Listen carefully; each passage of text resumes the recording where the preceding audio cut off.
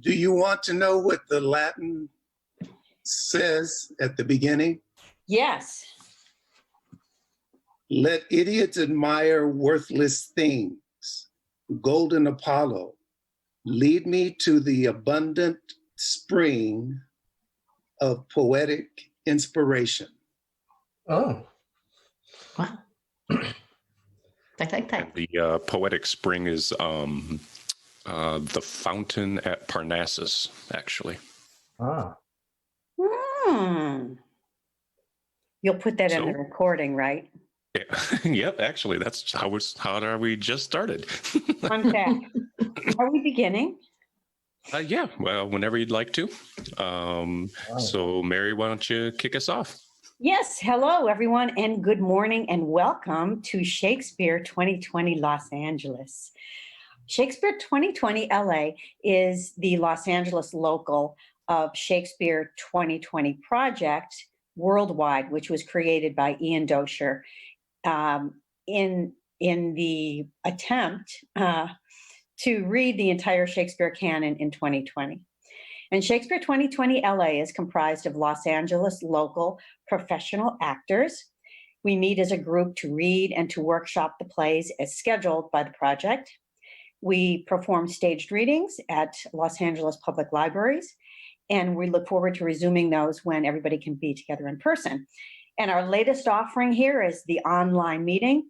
We're really excited to add a new facet to our work, and we hope that you all enjoy it. If you would like to join our Facebook page, it's a little bit of a long title. It's Shakespeare 2020 Los Angeles, a one-year reading plan for the complete works. So join us there, and you'll get all the news and updates on what the project is doing, and hopefully more people can jump in on it. So I would like to introduce the inimitable Jason Rennie, who is taking the helm today and giving us the introduction and our wonderful tech support for Venus and Adonis. Jason. Excellent. Welcome, everybody. We'll do just a little bit about this poem to begin with, and then introduce everybody who's going to be reading and kick right off into it. So Venus, Adonis, and the Rape of Lucrece, written 1593, 1594, was during the plague closures of the theaters in London. And Shakespeare at that time was under the patronage of Henry Wriothesley, the third Earl of Southampton. Both Venus and Adonis and Lucrece and Marlowe's Hero and Leander were considered the pinnacles of English poetic sprezzatura, meaning nonchalance or effortless or seemingly without thought. And it's also an erotic narrative. The structure of Venus and Adonis is written in 199 stanzas, which is a prime number, which means it's impossible for us to divide up everything evenly, but we get kind of close.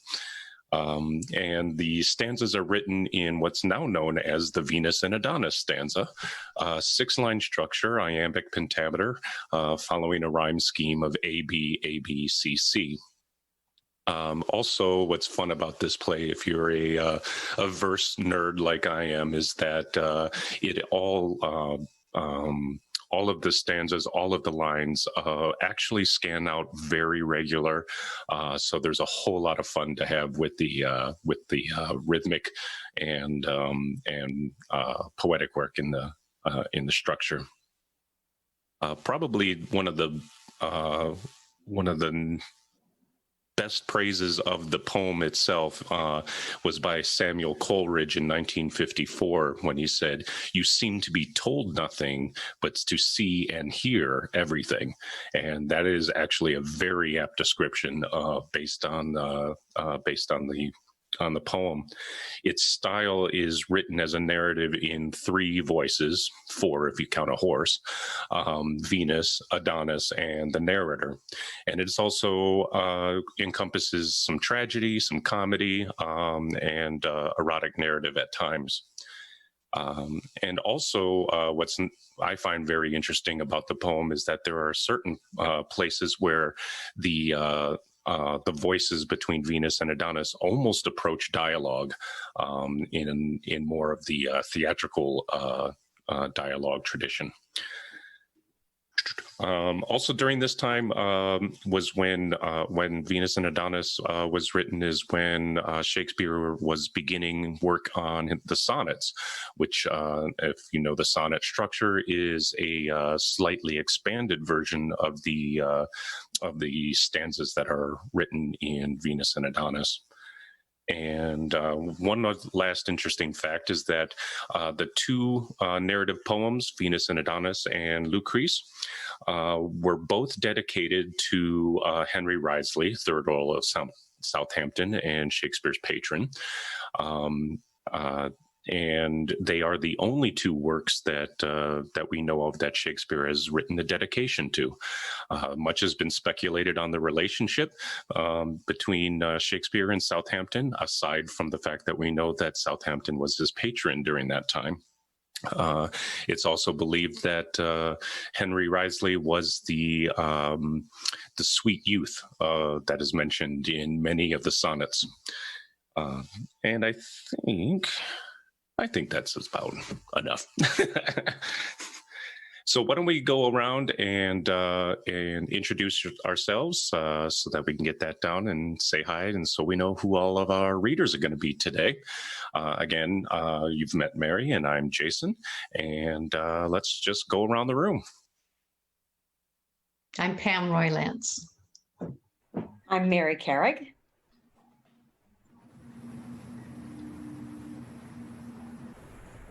Martin Hillier. Christopher Carbo. And Ron Dorn. Excellent, and welcome to you all. So in our format, we've split this up between pages. So each reader in sequence will take one page, which is approximately 6 stanzas. And as the new reader comes in, they'll be appearing on the screen as in a virtual entrance, as the previous reader makes a virtual exit. Excellent. So why don't we jump right on in? So thank you.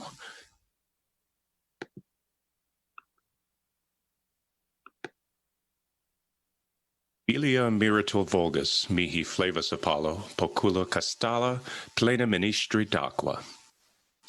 To the Right Honorable Henry Wriothesley, Earl of Southampton and Baron of Titchfield. Right Honorable, I know not how I shall offend in dedicating my unpolished lines to your lordship, nor how the world will censure me for choosing so strong a prop to support so weak a burden. Only if your honor seem but pleased, I account myself highly praised, and vow to take advantage of all idle hours till I have honored you with some graver labor. But if the first heir of my invention prove deformed, I shall be sorry it had so noble a godfather, and never after ere so barren a land, for fear it yield me so bad a harvest. I leave it to your honorable survey, and your honor to your heart's content, which I wish may always answer your own wish and the world's hopeful expectation. Your honors in all duty, William Shakespeare.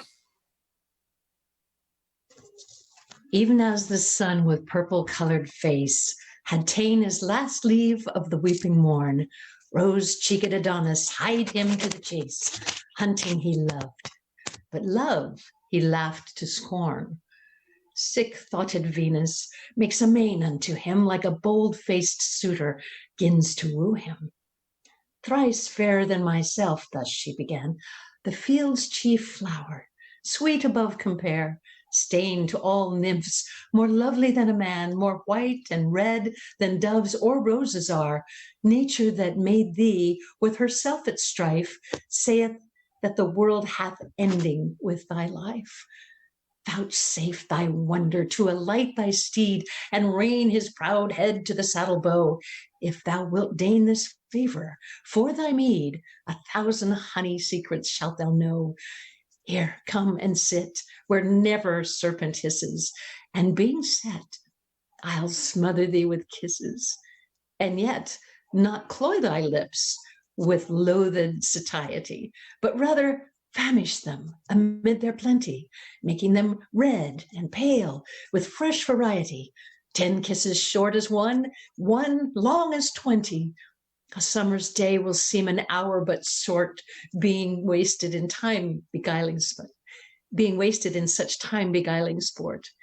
With this, she seizeth on his sweating palm the precedent of pith and livelihood, and trembling in her passion calls it balm, earth's sovereign salve to do a goddess good. Being so enraged, desire doth lead her force, courageously to pluck him from his horse. O'er one arm the lusty courser's rein, under the other was the tender boy, who blushed and pouted in a dull disdain, with leaden appetite unapt to toy.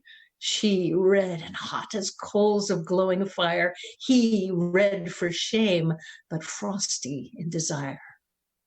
The studded bridle on a ragged bough nimbly she fastens. Oh, how quick is love! The steed is stalled up, and even now, to tie the rider, she begins to prove. Backward she pushed him as she would be thrust, and governed him in strength, though not in lust. So soon was she along as he was down, each leaning on their elbows and their hips. Now doth she stroke his cheek, now doth he frown, and gins to chide, but soon she stops his lips, and kissing speaks with lustful language broken. If thou wilt chide, thy lips shall never open. He burns with bashful shame. She with her tears doth quench the maiden burning of his cheeks. Then with her windy sighs and golden hairs to fan and blow them dry again she seeks. He saith she is immodest, blames her miss. What follows more she murders with a kiss. Even as an empty eagle, sharp by fast, tries her beak on feathers, flesh and bone, shaking her wings, devouring all in haste, till either gorge be stuffed or prey be gone. Even so she kissed his brow, his cheek, his chin, and where she ends, she doth anew begin. Forced to contempt, but never to obey, panting he lies and breatheth in her face. She feedeth on the steam as on a prey, and calls it heavenly moisture, air of grace. Wishing her cheeks were gardens full of flowers, so they were dewed with such distilling showers. Look now, look how a bird lies tangled in a net, so fastened in her arms Adonis lies. Pure shame and odd resistance made him fret, which bred more beauty in his angry eyes. Rain aided to a river that is rank, perforce will force it overflow the bank. She still entreats, and prettily entreats, for to a pretty ear she tunes her tale. Still he is sullen, still he lowers and frets, twixt crimson shame and anger ashy pale. Being red, she loves him best. Being white, her best is bettered with a more delight. Look how she cannot choose but love, and by her fair immortal hand she swears, from his soft bosom never to remove, till he take truce with her contending tears, which long have rained, making her cheeks all wet. And one sweet kiss shall pay this countless debt. Upon this promise did he raise his chin, like a dive dapper peering through a wave, who being looked on ducks as quickly in, so offers he to give what she did crave. But when her lips were ready for his pay, he winks and turns his lips another way. Never did passenger in summer's heat more thirst for drink than she for this good turn. Her help she sees, but help she cannot get. She bathes in water, yet her fire must burn. Oh, pity, 'gan she cry, flint-hearted boy, 'tis but a kiss, I beg. Why art thou coy? I have been wooed as I entreat thee now, even by the stern and direful god of war, whose sinewy neck in battle ne'er did bow, who conquers where he comes in every jar, yet hath he been my captive and my slave, and begged for that which thou unasked shalt have.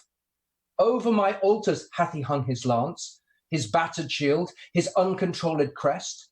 And for my sake hath he learned to sport and dance, to toy, to wanton dally, smile and jest, scorning his churlish drum and ensign red, making my arms his field, his tent my bed.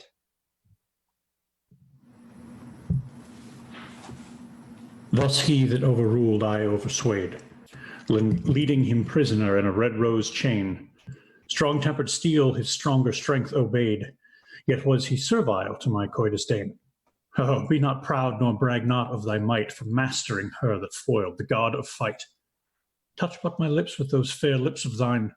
Though mine be not so fair, yet are they red. The kiss shall be thine own as well as mine. What seest thou on the ground? Hold up thy head. Look in mine eyeballs, there thy beauty lies. Then why not lips on lips, since eyes in eyes? Art thou ashamed to kiss? Then wink again, and I will wink. So shall the day seem night. Love keeps his revels where there are but twain. Be bold to play, our sport is not in sight. These blue-veined violets whereon we lean never can blab, nor know not what we mean. The tender spring upon thy tempting lip shows thee unripe, yet mayest thou well be tasted. Make use of time, let not advantage slip. Beauty within itself should not be wasted. Fair flowers that are not gathered in their prime rot and consume themselves in little time. Were I hard-favored, foul or wrinkled old, ill-nurtured, crooked, churlish, harsh in voice, or worn, despised, rheumatic, and cold, thick-sighted, barren, lean, and lacking juice, then mightst thou pause, for then I were not for thee. But having no defects, why dost abhor me? Thou canst not see one wrinkle in my brow. Mine eyes are grey, and bright, and quick in turning. My beauty as the spring doth yearly grow. My flesh is soft and plump, my marrow burning. My smooth, moist hand, were it with thy hand felt, would in thy palm dissolve, or seem to melt. Bid me discourse, I will enchant thine ear, or like a fairy trip upon the green, or like a nymph with long disheveled hair, dance on the sands, and yet no footing seen. Love is a spirit all compact of fire, not gross to sink, but light, and will aspire. Witness this primrose bank wherein I lie. These forceless flowers like sturdy trees support me. Two strengthless doves will draw me through the sky, from morn till night, even where I list to sport me. Is love so light, sweet boy, and may it be that thou should think it heavy unto thee? Is thine own heart to thine own face affected? Can thy right hand seize love upon thy left? Then woo thyself, be of thyself rejected. Steal thine own freedom and complain on theft. Narcissus so himself forsook, and died to kiss his shadow in the brook. Torches are made to light, jewels to wear, dainties to taste, fresh beauty for the use, herbs for their smell, and sappy plants to bear. Things growing to themselves are growth's abuse. Seeds spring from seeds, and beauty breedeth beauty. Thou wast begot to get, it is thy duty. Upon the earth's increase, why should thou feed, unless the earth with thy increase be fed? By law of nature thou art bound to breed, thou that thine may live when thou ourself art dead. And so in spite of death thou dost survive, in that thy likeness still is left alive. By this the lovesick queen began to sweat, and where they lay the shadow had forsook them, and Titan, tired in the midday heat, with burning eye, did hotly overlook them, wishing Adonis had his team to guide, so he were like him, and by Venus' side. And now Adonis, with a lazy sprite and with a heavy, dark, disliking eye, his lowering brows o'erwhelming his fair sight, like misty vapors when they blot the sky, souring his cheeks cries, "Fie! No more of love. The sun doth burn my face, I must remove." Ay me, quoth Venus, young and so unkind, what bare excuses makest thou to be gone? I'll sigh celestial breath, whose gentle wind shall cool the heat of this descending sun. I'll make a shadow for thee of my hairs. If they burn too, I'll quench them with my tears. The sun that shines from heaven shines but warm, and lo, I lie between that sun and thee. The heat I have from thence doth little harm. Thine eye darts forth fire that burneth me, and were I not immortal, life were done between this heavenly and earthly sun. Art thou obdurate, flinty, hard as steel, nay, more than flint, for stone at rain relenteth? Art thou a woman's son, and canst not feel what 'tis to love, how want of love tormenteth? Had thy mother borne so hard a mind, she had not brought forth thee, but died unkind. What am I that thou shouldst contemn me thus? Or what great danger dwells upon my suit? What were thy lips the worse for one poor kiss? Speak fair, but speak fair words, or else be mute. Give me one kiss, I'll give it thee again, and one for interest if thou wilt have twain. By liveless picture, cold and senseless stone, well-painted idol, image dull and dead, statue contenting but the eye alone, thing like a man but of no woman bred. Thou art no man, though of man's complexion, for men will kiss even by their own direction. This said, impatience chokes her pleading tongue, and swelling passion doth provoke a pause.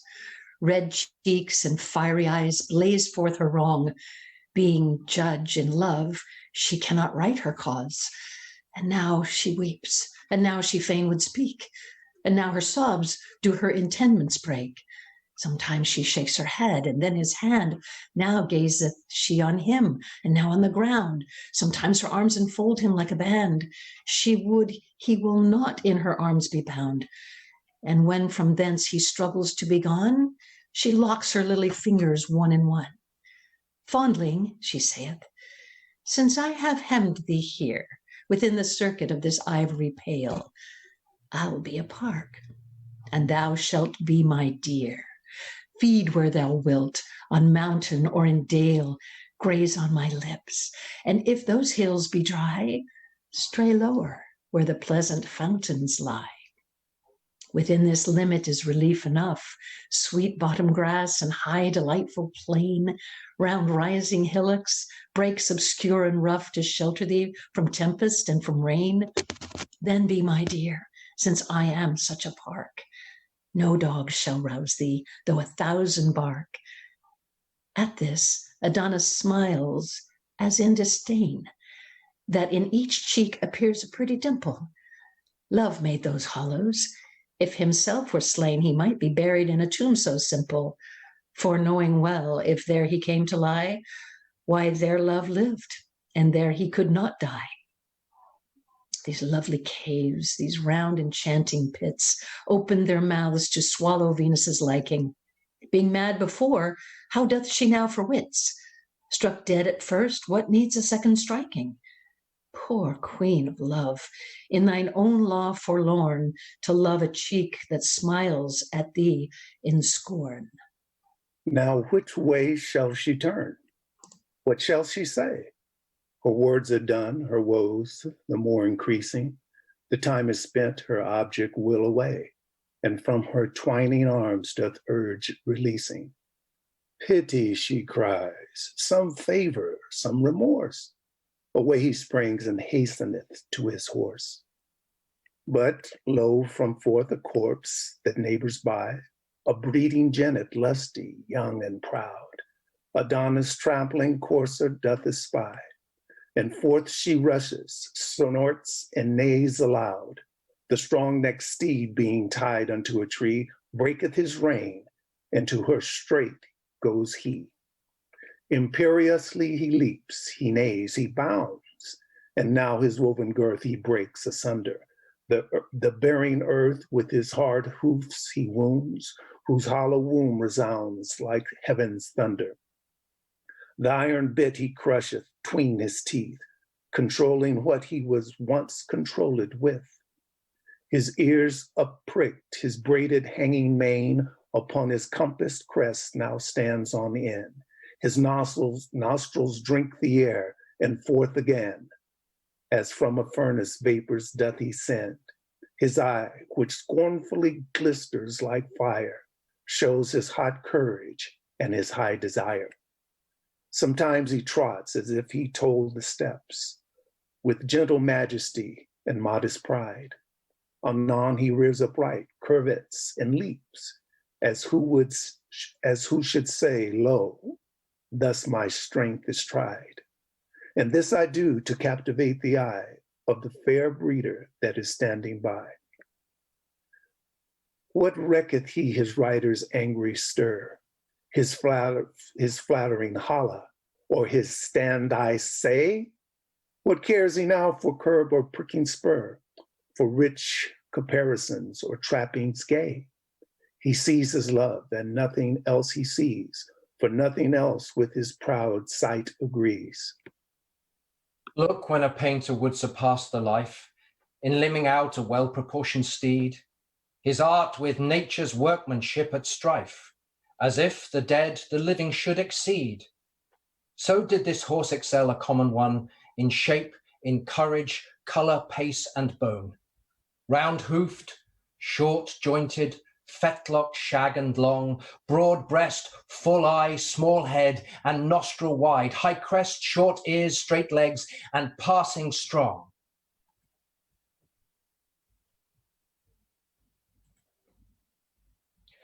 Thin mane, thick tail, broad buttock,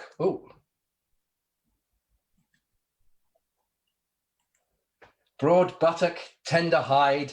Look what a horse should have he did not lack, save a proud rider on so proud a back. Sometimes he scuds far off, and there he stares. Anon he starts at stirring of a feather. To bid the wind abase he now prepares, and where'er he run or fly, they know not whether. For through his mane and tail the high wind sings, fanning the hairs who wave like feathered wings. He looks upon his love and neighs upon her. She answers him as if she knew his mind, being proud, as females are, to see him woo her. She puts on outward strangeness, seems unkind, spurns at his love, and scorns the heat he feels, beating his kind embracements with her heels. Then, like a melancholy malcontent, he veils his tail that like a falling plume cool shadow to his melting buttock lent. He stamps and bites the poor flies in his fume.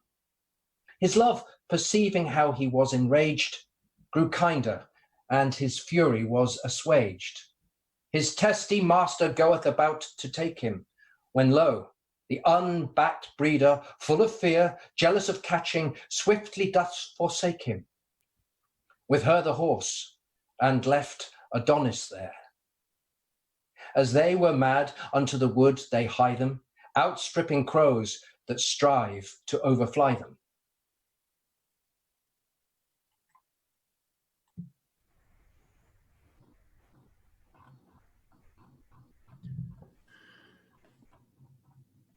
All swollen with chafing, down Adonis sits, banning his boisterous and unruly beast, and how the happy season once more fits, that lovesick love by pleading may be blessed. For lovers say the heart hath treble wrong when it is barred the aidance of the tongue. An oven that is stopped or river stayed burneth more hotly, swelleth with more rage. So of concealed sorrow may be said, free vent of words love's fire doth assuage. But when the heart's attorney once is mute, the client breaks, as desperate in his suit. He sees her coming and begins to glow, even as a dying coal revives with wind. And with his bonnet hides his angry brow, looks on the dull earth with disturbed mind, taking no notice that she is so nigh, for all askance he holds her in his eye. Oh, what a sight it was wistly to view, how she came stealing to the wayward boy, to note the fighting conflict of her hue, how white and red each other did destroy. But now her cheek was pale, and by it flashed forth fire as lightning from the sky. Now was she just before him as he sat, and like a lowly lover down she kneels. With one fair hand she heaveth up his hat, her other tender hand his fair cheek feels. His tenderer cheek receives her soft hand's print, as apt as new-fallen snow takes any dint. Oh, what a war of looks was between them! Her eyes petitioners to his eyes suing. His eyes saw her eyes as they had not seen them. Her eyes wooed still. His eyes disdained the wooing. And all this dumb play had his acts made plain with tears, which, chorus-like, her eyes did rain. Full gently now, she takes him by the hand. A lily prisoned in a jail of snow, or ivory in an alabaster band. So white a friend in girts, so white a foe. This beauteous combat, willing and willful and unwilling, showed like two silver doves that sit a-billing.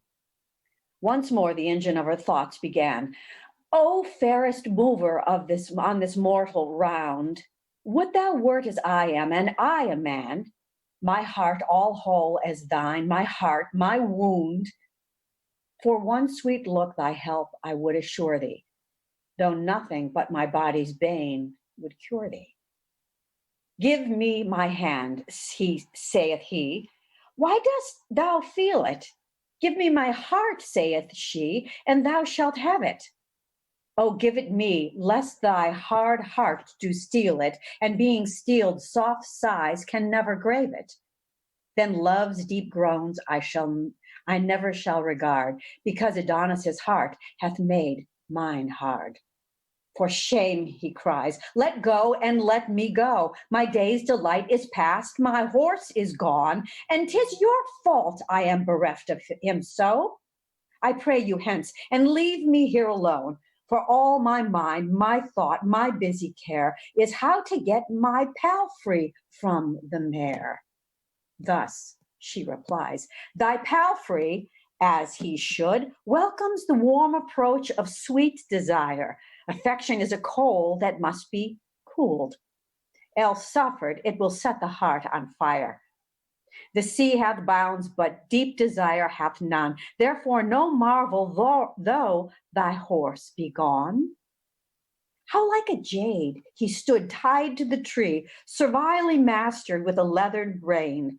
And when he saw his love, his youth's fair fee, he held such petty bondage in disdain, throwing the base thong from his bending crest, enfranchising his mouth, his back, his breast.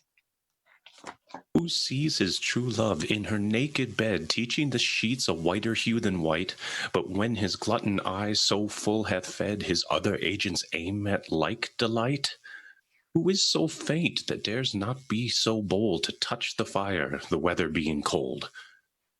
Let me excuse thy courser, gentle boy, and learn of him, I heartily beseech thee, to take advantage on presented joy. Though I were dumb, yet his proceedings teach thee. Learn to love, the lesson is but plain, and once made perfect, never lost again.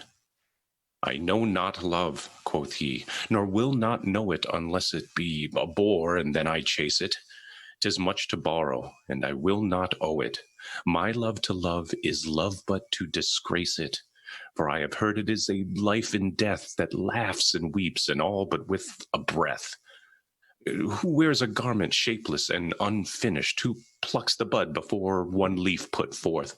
If springing things be any jot diminished, they wither in their prime, prove nothing worth. The colt that's backed and burdened being young loseth his pride and never waxeth strong. You hurt my hand with ringing, let us part, and leave this idle theme, this bootless chat. Remove your siege from my unyielding heart. To love's alarms it will not ope the gate. Dismiss your vows, your feigned tears, your flattery, for when a heart is hard, they make no battery. Canst thou talk? Quoth she. Hast thou a tongue? Oh, would thou hadst not, or I had no hearing. Thy mermaid's voice hath done me double wrong. I had my load before, now pressed with bearing. Melodious discord, heavenly tune, harsh sounding, ears deep sweet music, and heart's deep sore wounding. Had I no eyes but ears, my ears would love that inward beauty and invisible. Or were I deaf, thy outward parts would move, each part in me that were but sensible. Though neither eyes nor ears to hear or see, yet should I be in love by touching thee.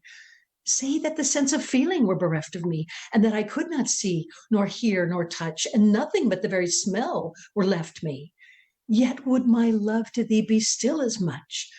For from the stillatory of thy face excelling comes breath perfumed, that breedeth love by smelling. But oh, what banquet wert thou to the taste, being nurse and feeder of the other four? Would they not wish the feast might ever last, and bid suspicion double lock the door, lest jealousy, that sour, unwelcome guest, should by his stealing in disturb the feast? Once more the ruby-colored portal opened, which to his speech did honey passage yield, like a red morn that ever yet betokened wrack to the seamen, tempest to the field, sorrow to the shepherds, woe unto the birds, gusts and foul flaws to herdmen and to herds. This still presage advisedly she marketh, even as the wind is hushed before it raineth, or as the wolf doth grin before he barketh, or as the berry breaks before it staineth, or like the deadly bullet of a gun, his meaning struck her ear ere his words begun. And at his look she flatly falleth down, for looks kill love, and love by looks reviveth. A smile recures the wounding of a frown, but blessed bankrout that by love so thriveth. The silly boy, believing she is dead, claps her cheek till clapping makes it red. And all amazed break off his late intent, for sharply he did think to reprehend her, which cunning love did wittily prevent. Fair fall the wit that can so well defend her, for on the grass she lies as she were slain, till his breath breathe life into her again. He wrings her nose, he strikes her on the cheeks, he bends her fingers, holds her pulses hard. He chafes her lips, 1,000 ways he seeks to mend the hurt that his unkindness marred. He kisses her, and she, by her good will never rise, so he will kiss her still. The night of sorrow now is turned to day. Her 2 blue windows faintly she upheaveth, like the fair sun when it is his fresh array. He cheers the morn and all the earth relieveth. And as the bright sun glorifies the skies, so is her face illumined with her eye, whose beams upon his hairless face are fixed, as if from thence she borrowed all their shine. Were never 4 such lamps together mixed, had not his cloud with his brow repined. But hers, which through the crystal tears gave light, shone like the moon in water seen by night. Oh, where am I, quoth she, in earth or heaven, or in the ocean drenched, or in the fire? What hour is this, or morn, or weary even? Do I delight to die, or life desire? But now I lived, and life with death's annoy. And now I died, and death was lively joy. Oh, thou didst kill me once again. Thy eyes, shrewd tutor, that hard heart of thine, hath taught them scornful tricks and such disdain, that they have murdered this poor heart of mine. And mine eyes, true leaders to their queen, but for thy piteous lips, no more had seen. Long may they kiss each other for this cure.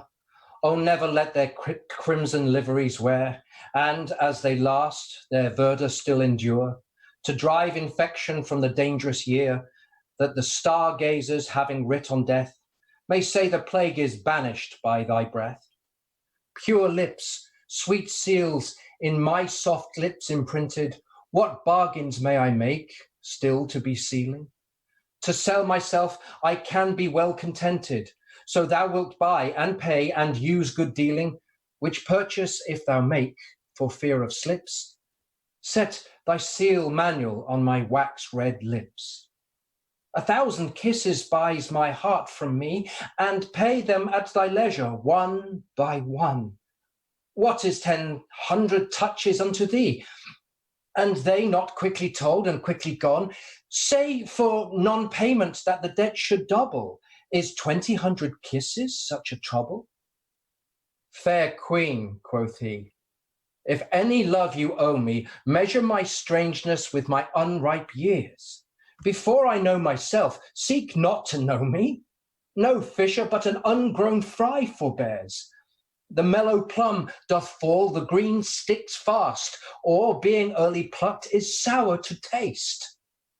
Look, the world's comforter with weary gait, his day's hot task hath ended in the west. The owl, night's herald, shrieks, 'tis very late. The sheep are gone to fold, birds to their nest, and coal black clouds that shadow heaven's light do summon us to part and bid good night. Now, let me say good night, and say you, if you will so, you shall have a kiss. Good night, quoth she, and ere he says adieu, the honey fee of parting tendered is. Her arms do lend his neck a sweet embrace. Incorporate then they seem, face grows to face. Till, breathless, he disjoined and backward drew the heavenly moisture, that sweet coral mouth, whose precious taste her thirsty lips well knew. Whereon they surfeit, yet complain untruth. He with her plenty pressed, she faint with dearth, their lips together glued fall to the earth. Now quick desire hath caught the yielding prey, and glutton-like she feeds, yet never filleth. Her lips are conquerors, his lips obey, paying what ransom the insulter willeth, whose vulture thought doth pitch the price so high that she will draw his lips' rich treasure dry. And having felt the sweetness of the spoil, with blindfold fury she begins to forage. Her face doth reek, and smoke her blood doth boil, and careless lust stirs up a desperate courage, planting oblivion, beating reason back, forgetting shame's pure blush and honor's rack. Hot, faint, and weary, with her hard embracing, like a wild bird being tamed with too much handling. Or as the fleet-foot roe that's tired with chasing, or like the froward infant stilled with dandling. He now obeys, and now no more resisteth, while she takes all she can, not all she listeth. What wax so frozen but dissolves with tempering, and yields at last to every light impression? Things out of hope are compassed oft with venturing, chiefly in love, whose leave exceeds commission. Affection faints not like a pale-faced coward, but then woos best when most his choice is froward.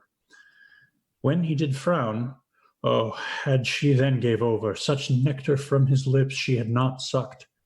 Foul words and frowns must not repel a lover. What though the rose have prickles, yet 'tis plucked. Where beauty under 20 locks kept fast, yet love breaks through and picks them all at last. For pity now, she can no more detain him. The poor fool prays her that he may depart. She is resolved no longer to restrain him, bids him farewell, and looks well to her heart. The which by Cupid's bow she did protest, he carries thence and caged in his breast. Sweet boy, she says, this night I'll waste in sorrow, for my sick heart commands mine eyes to watch. Tell me, love's master, shall we meet tomorrow? Say, shall we? Wilt thou make the match? He tells her, no, tomorrow he intends to hunt the boar with certain of his friends. The boar, quoth she, whereat a sudden pale, like lawn being spread upon the blushing rose, usurps her cheek. She trembles at his tail, and on his neck her yoking arms she throws. She sinketh down, still hanging by his neck. He on her belly falls, she on her back.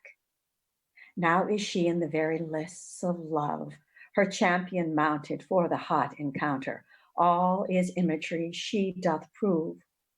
He will not manage her, although he mount her. That worse than Taltus's is her annoy, to clip Elysium and to lack her joy. Even so, poor birds, deceived with painted grapes, do surfeit by the eye and pine with maw. Even so, she languisheth in her missteps, as those poor birds that helpless berries saw. The warm effects which she in him finds missing, she seeks to kindle with continual kissing. But all in vain, good queen, it will not be. She hath essayed as much as may be proved. Her pleading hath desired a greater fee. She's loved, she loves, and yet she is not loved. Fie, fie, he says, you crush me, let me go. You have no reason to withhold me so. Hadst been gone, quoth she, sweet boy, ere this, but that thou toldst me thou wouldst hunt the boar. Oh, be advised, thou know'st not what it is with javelin's point a churlish swine to gore, whose tushes never sheathed he whetteth still, like to a mortal butcher bent to kill. On his bow back he hath a battle set of bristly pikes that ever threat his foes. His eyes like glowworms shine when he doth fret, his snout digs sepulchres where'er he goes. Being moved, he strikes whate'er's in his way, and whom he strikes his crooked tushes slay. His brawny sides, with hairy bristles armed, are better proof than thy spear's point can enter. His short, thick neck cannot be easily harmed. Being ireful, on the lion he will venter. The thorny brambles and embracing bushes, as fearful of him, part through whom he rushes. Alas, he naught esteems that face of thine to which love's eyes pay tributary gazes, nor thy soft hands, sweet lips, and crystal eyne, whose full perfection all the world amazes. But having thee advantage wondrous dread, would root these beauties as he roots the mead. Oh, let him keep his loathsome cabin still. Beauty hath naught to do with such foul fiends. Come not within his danger by thy will. They thrive well that take counsel of their friends. When thou didst name the boar not to dissemble, I feared thy fortune, and my joints did tremble. Didst thou not mark my face? Was it not white? Saw'st thou not signs of fear lurk in mine eye? Grew I not faint, and fell I not downright?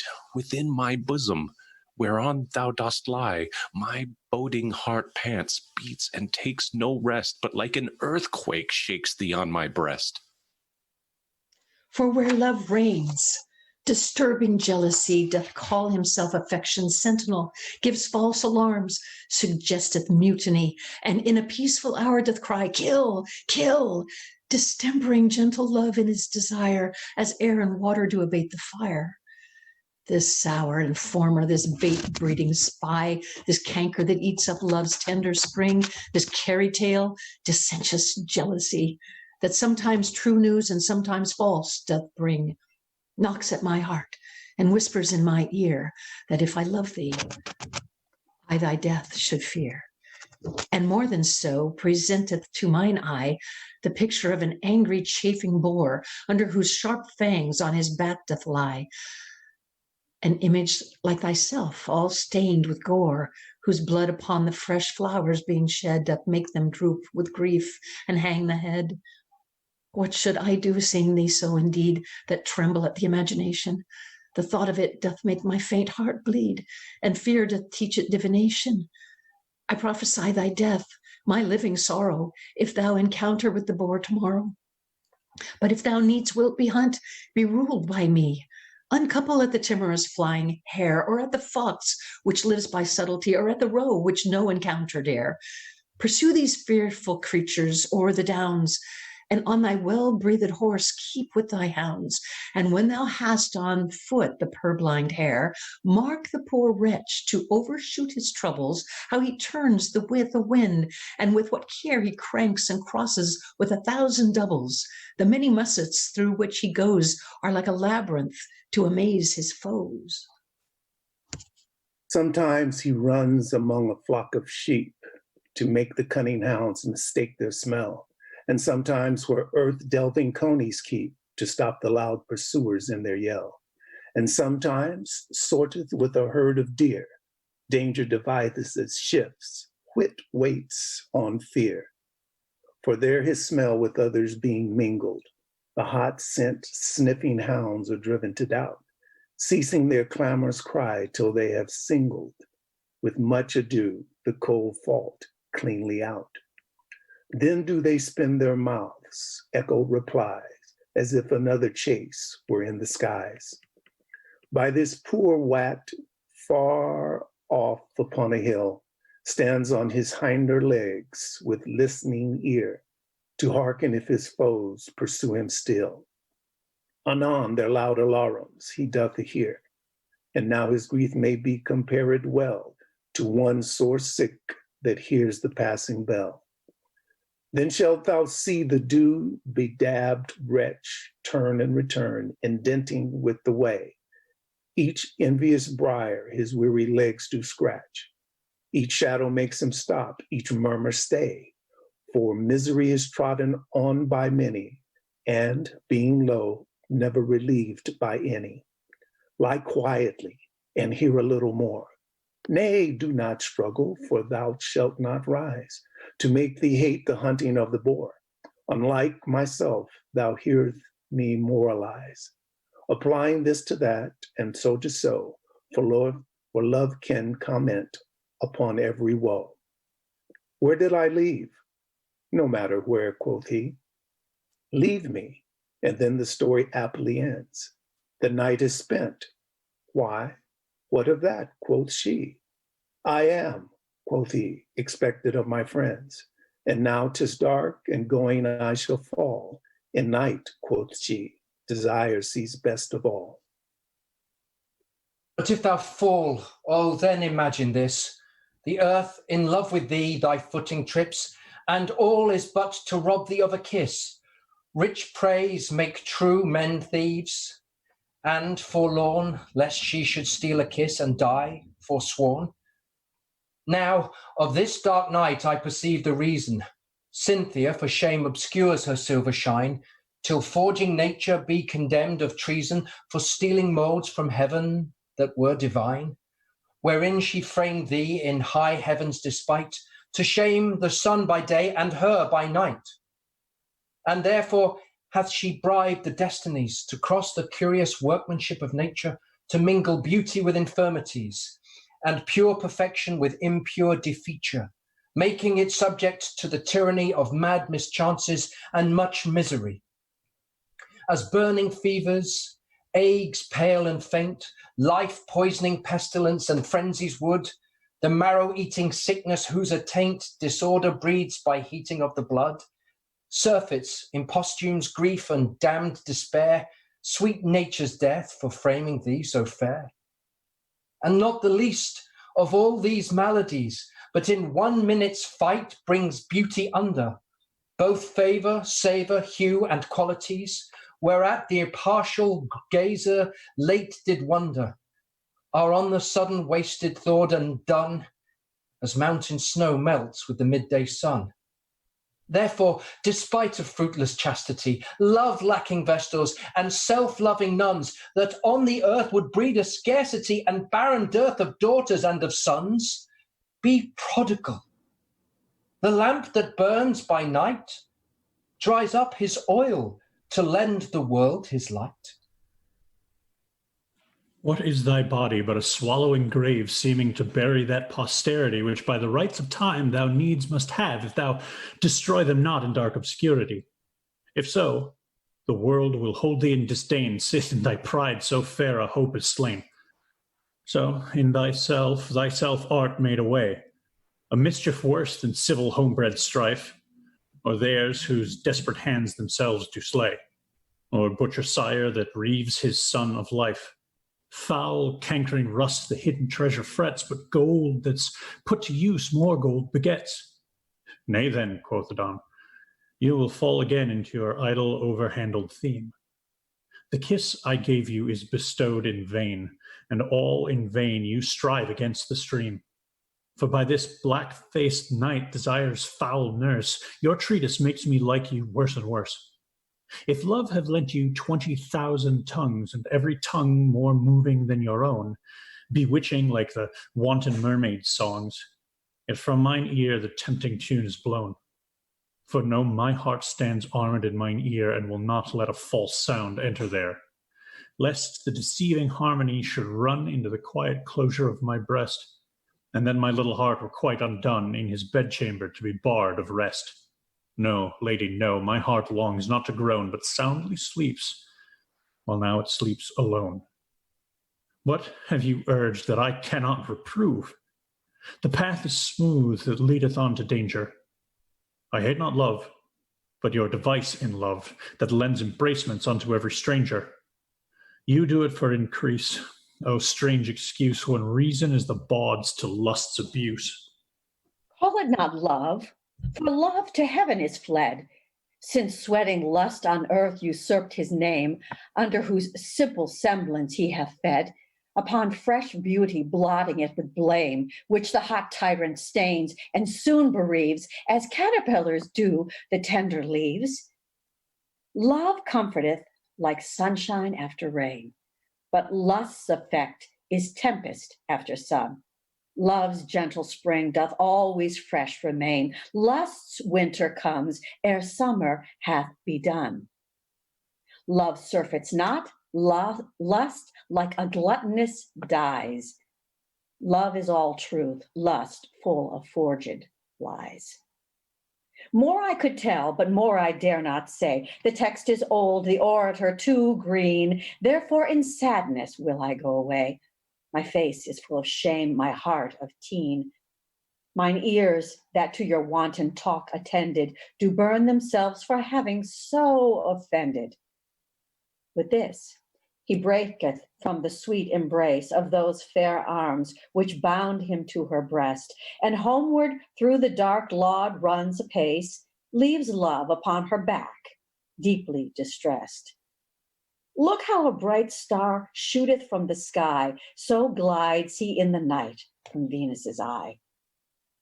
Which after him she darts, as one on shore, gazing apart a late embarked friend, till the wild waves will have him seen no more, whose ridges with the meeting clouds contend. So did the merciless and pitchy night fold in the object that did feed her sight.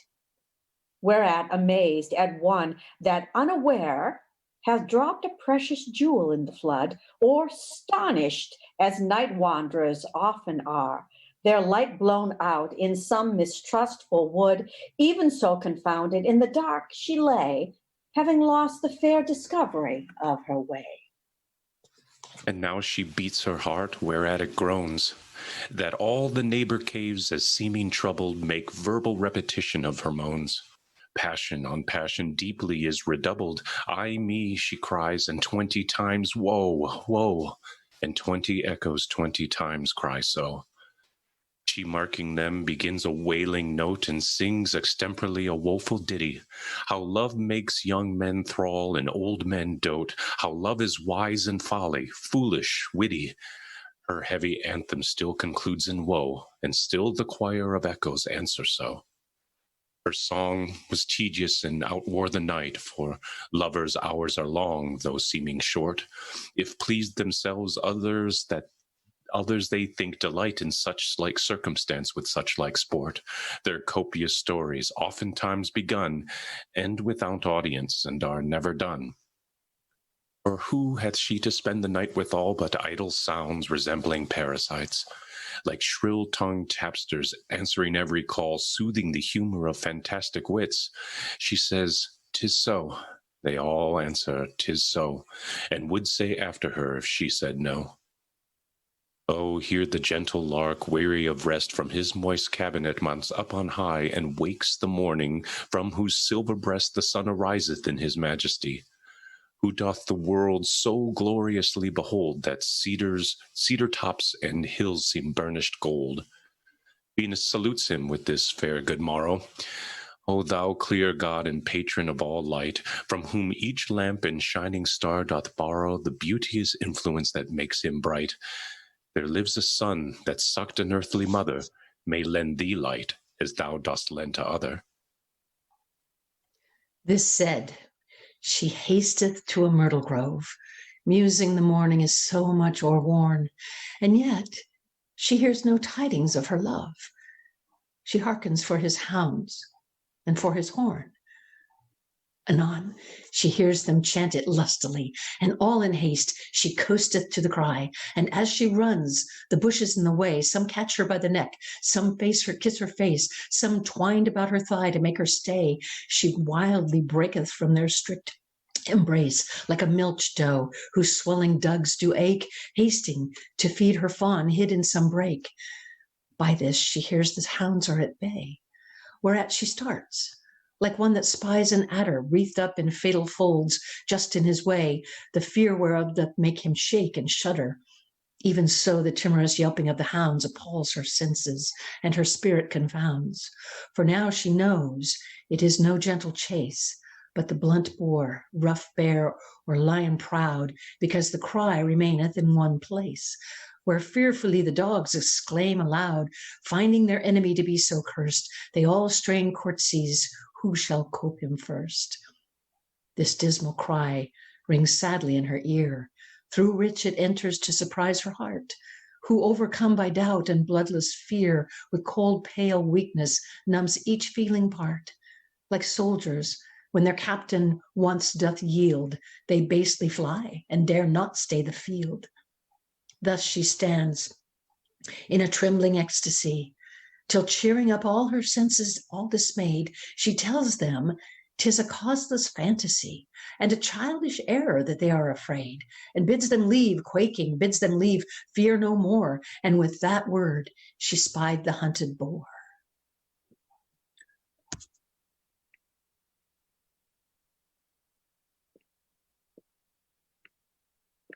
Whose frothy mouth be painted all with red, like milk and blood being mingled both together.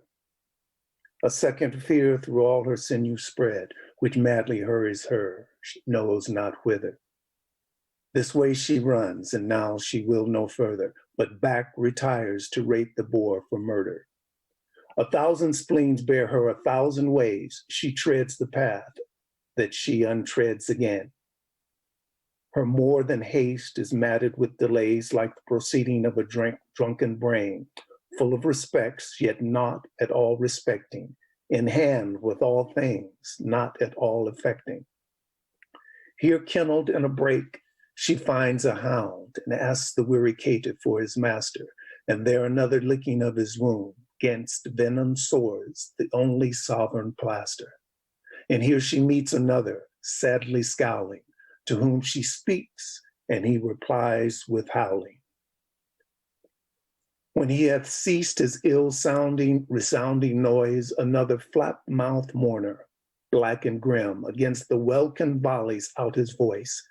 Another and another answer him, clapping their proud tails to the ground below, shaking their scratched ears, bleeding as they go.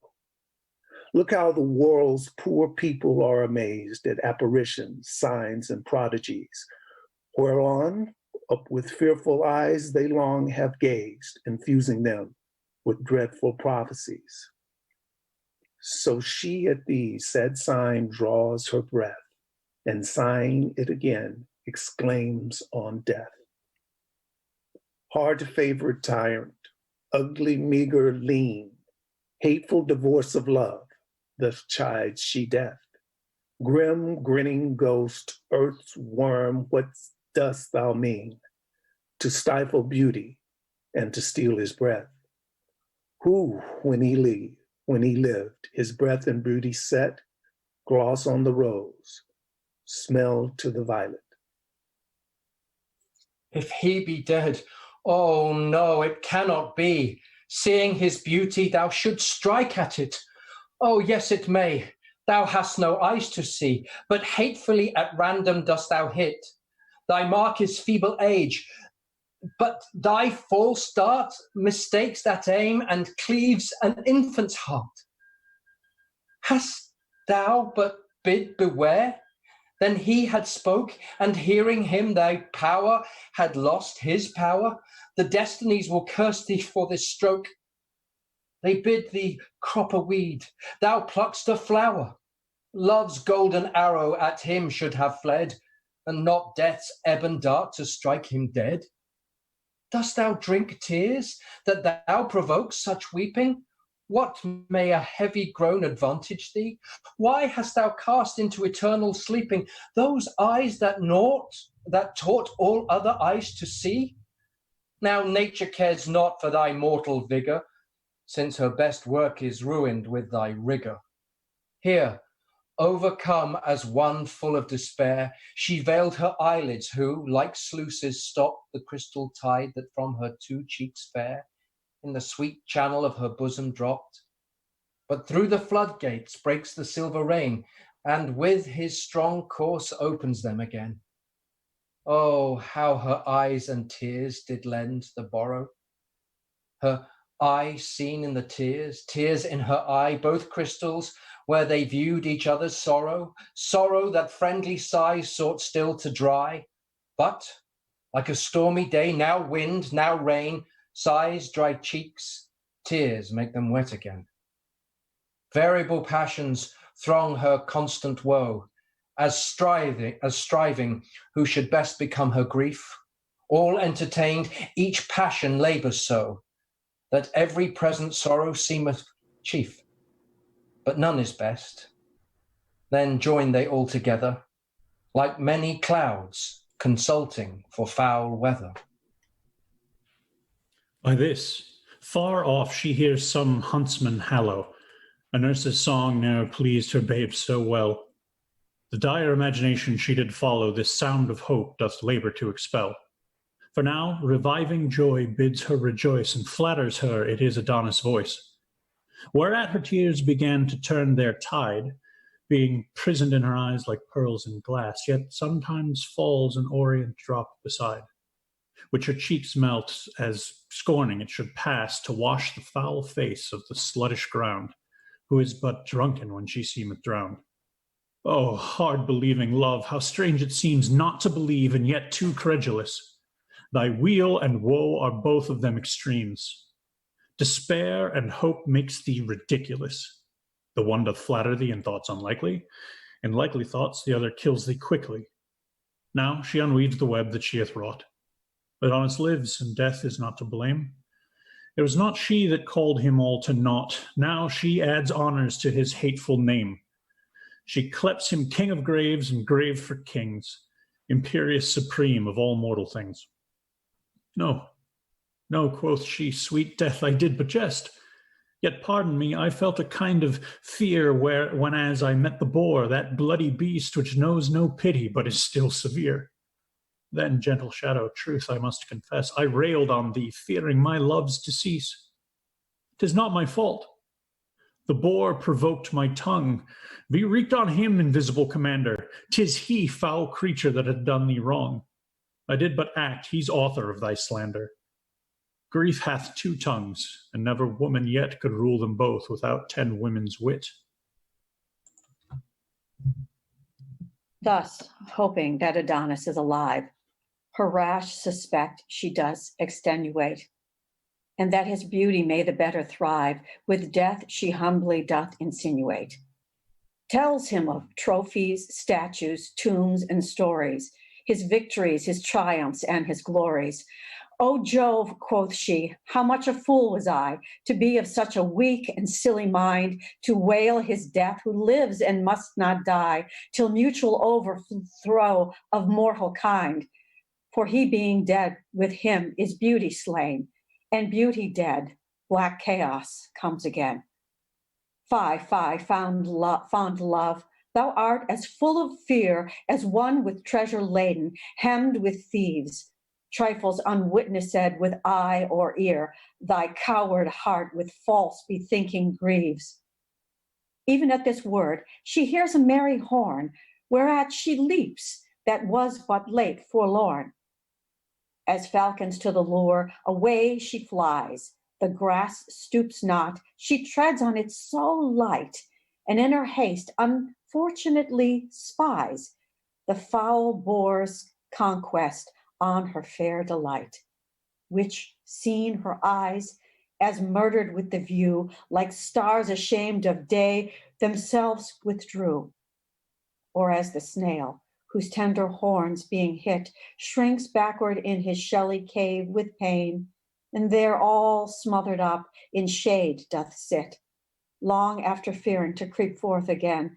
So at this bloody view her eyes are fled into the deep dark caverns of her head, where they resign their office and their light to the deposing of her troubled brain, who bids them still consort with ugly night and never wound the heart that looks again, who like a king, perplexed in his throne, by their suggestions gives a deadly groan.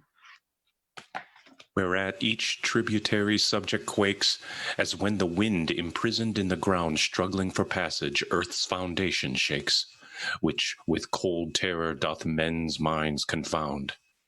This mutiny each part doth so surprise that from their dark beds once more leap her eyes, and being opened through unwilling light upon the wide wound that the boar had trenched in his soft flank, whose wonted lily white with purple tears that his wound wept had drenched. No flower was nigh, no grass, herb, leaf, or weed, but stole his blood and seemed with him to bleed. This solemn sympathy poor Venus noteth. Over one shoulder doth she hang her head. Dumbly she passions, frantically she doteth. She thinks he could not die, he is not dead. Her voice is stopped, her joints forget to bow. Her eyes are mad that they have wept till now. Upon his hurt she looks so steadfastly that her sight dazzling makes the wound seem three, and then she reprehends her mangling eye that makes more gashes where no breach should be. His face seems twain, each several limb is doubled, for oft the eye mistakes the brain being troubled. My tongue cannot express my grief for one, and yet, quoth she, behold 2 Adons dead. My sighs are blown away, my salt tears gone, my eyes are turned to fire, my heart to lead.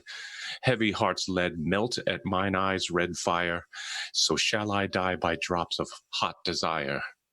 Alas, poor world, what treasure hast thou lost? What face remains alive that's worth the viewing? Whose tongue is music now? What canst thou boast of things long since, or anything ensuing? The flowers are sweet, their colors fresh and trim, but true sweet beauty lived and died with him.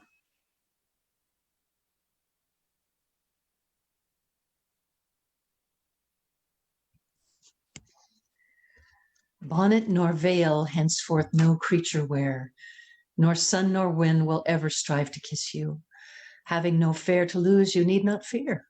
The sun doth scorn you, the wind doth hiss you, but when Adonis lived, sun and sharp air lurked like 2 thieves to rob him of his fair. And therefore would he put his bonnet on, under whose brim the gaudy sun would peep, and the wind would blow it off, and being gone, play with his locks. Then would Adonis weep, and straight in pity of his tender years, they both would strive who first should dry his tears. To see his face, the lion walked along behind some hedge, because he would not fear him. To recreate himself when he hath song, the tiger would be tame and gently hear him. If he spoke, the wolf would leave his prey and never fright the silly lamb that day. He beheld a shadow in the brook, the fishes spread on it their golden gills, and when he was by, the birds took pleasure that some would sing, and some other in their bills would bring him mulberries and red ripe cherries, and feed them with his sight. He fed them with his sight, they fed him with berries. But this foul, grim, and urchin-snouted boar, whose downward eyes still looketh for a grave, ne'er saw the beauteous livery that he wore, or witnessed the entertainment that he gave. If he did see his face, why then I know he thought to kiss him and hath killed him so. 'Tis true, 'Tis true. Thus was Adonis slain. He ran upon the boar with his sharp spear, who did not whet his teeth at him again, but by a kiss thought to persuade him there, and nuzzling in his flank, the loving swine sheathed unaware the tusk in his soft groin. And I've been toothed like him, I must confess. With kissing him, I should have killed him first, but he is dead, and never did he bless. My youth with his, the more I am accursed. With this she falleth in the place she stood, and stains her face with his congealed blood. She looks upon his lips, and they are pale. She takes him by the hand, and that is cold. She whispers in his ears a heavy tale, as if they heard the woeful words she told. She lifts the coffer lids that closed his eyes, where lo, 2 lamps burnt out in darkness lies. 2 glasses where herself beheld 1,000 times, and now no more reflect their virtue lost wherein they late excelled, and every beauty robbed of his effect. Wonder of time, quoth she, this is my spite, that thou being dead, the day should yet be light. Since thou art dead, lo, here I prophesy, sorrow on love hereafter shall attend. I shall be weighted on with jealousy, find sweet beginning with unsavory end. Ne'er settled equally, but high or low, that all love's pleasure shall not match his woe. It shall be fickle, false, and full of fraud, bud and be blasted in a breathing while, the bottom poison and the top o'erstrawed with sweets that shall the truest sight beguile. The strongest body shall make most weak, strike the wise dumb, and teach the fool to speak. It shall be sparing and too full of riot, teaching decrepit age to tread the measures. The starring ruffian shall it keep in quiet, pluck down the rich, enrich the poor with treasures. It shall be raging mad and silly mild, make the young old, and the old become a child. It shall suspect where no cause of fear. It shall not fear where it should most mistrust. It shall be merciful and too severe, and most deceiving when it seems most just. Perverse it shall be where it shows most to ward. Put fear to valor, courage to the coward. It shall be cause of war and dire events, and set dissension twixt the son and sire, subject and servile to all discontents, as dry combustious matter is to fire. Sith in his prime death doth my love destroy. They that love best their loves shall not enjoy. By this the boy that by her side lay killed was melted like a vapour from her sight, and in his blood that on the ground lay spilled, a purple flower sprung up, checkered with white, resembling well his pale cheeks, and the blood which in round drops upon their whiteness stood. She bows her head, and new sprung flower to smell, comparing it to her Adonis's breath, and says within her bosom it shall dwell, since he himself is reft from her by death. She crops the stalk, and in the breach appears green dropping sap, which she compares to tears. Poor flower, quoth she, this was thy father's guise, sweet issue of a more sweet-smelling sire. For every little grief to wet his eyes, to grow unto himself was his desire. And so 'tis thine. But know it is as good to wither in my breast as in his blood. Here was thy father's bed, here in my breast. Thou art the next of blood, and 'tis thy right. Lo, in this hollow cradle take thy rest. My throbbing heart shall rock thee day and night. There shall not be 1 minute in an hour wherein I will not kiss my sweet love's flower. Thus, weary of the world, away she hies, and yokes her silver doves, by whose swift aid their mistress mounted through the empty skies, in her light chariot quickly is conveyed, holding their course to Paphos, where their queen means to immure herself and not be seen.